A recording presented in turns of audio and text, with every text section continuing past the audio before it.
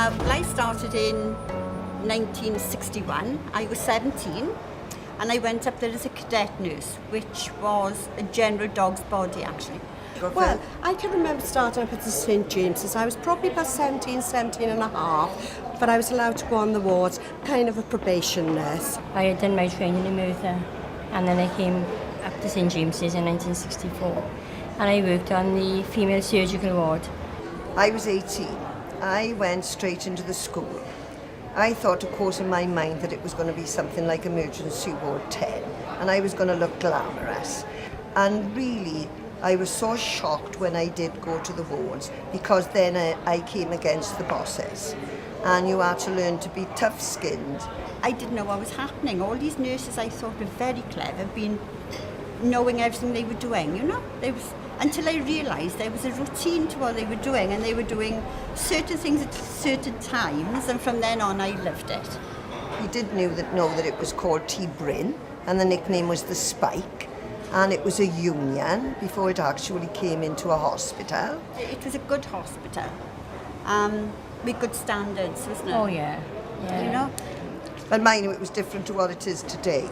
It was far more stricter. Uniform was immaculate. It was absolutely fantastic, wasn't it, Barbara? Beautiful, yeah, with the white aprons and the caps, all the linen caps and the linen aprons and your striped dress. Then you went in, once you passed your exams, you went into a special uniform which was green. And you had epaulets according to your status. Besides the written, it was the practical, which you had to go on the ward in those days to do your practical amongst the patients. And then every night you'd have the matron coming around and doing a ward round, which everybody used to be terrified of. Oh my God, we've got her coming now, what are we going to say? And you'd have to know absolutely every patient, their ages, what they were in there for. And in the night, when it was on night, you sat in the middle of the ward and you had a little lamp low down. Now can you imagine it, two nurses sitting in the middle of the ward whispering to one another like this, but you knew everything that went on in that ward. Everything. Well, you know, somebody would wake up, somebody would be in pain, and you were there. Anything could happen, but you were there on the spot with them. In St James's, everybody knew everybody else. You know everybody from the matron down to the porter, the domestics. You just knew everybody. Because of working up at St James's, you know so many people, but you always go into the town and you can guarantee somebody would come up to you and say, I can remember you nursing me up at St James's. No, you had lots of characters then, and you don't seem to get us. I suppose it's because they were in hospital longer then, and you got to know them more, whereas now they're in and out, aren't they, you know, and you don't get to know the patients the same, whereas years ago they were in for so long that you did. They were good days, they were happy days. They were days, we had good. They had good the Nightingale wards. All Nightingale wards. I loved the mortuary. I did. I loved it. Mr. Thomas was the mortuary man, and I just technician, and I just loved the mortuary, and I could have made a career out of it if I'd known. And I think I would have been very happy being a mortician. That nurse, and I think at St James's years ago, did have a lasting friendship.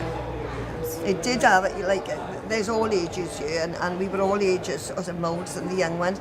But once you made a friendship working together at St James's Hospital, that friendship had gone for life. We go to computers, Julie goes to bowls, I joined the bowls. And I'm going to rejoin again this year. Oh, I'm no bowler, no.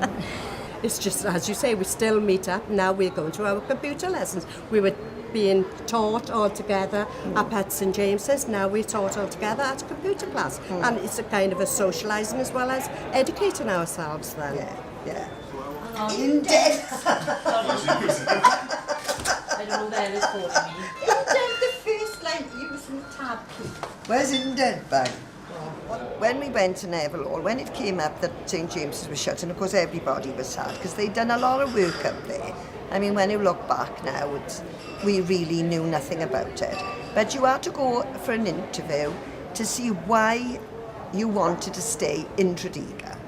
That was all just a cover-up, I think, really, because to Neville Hall, we had to go. There was no choice.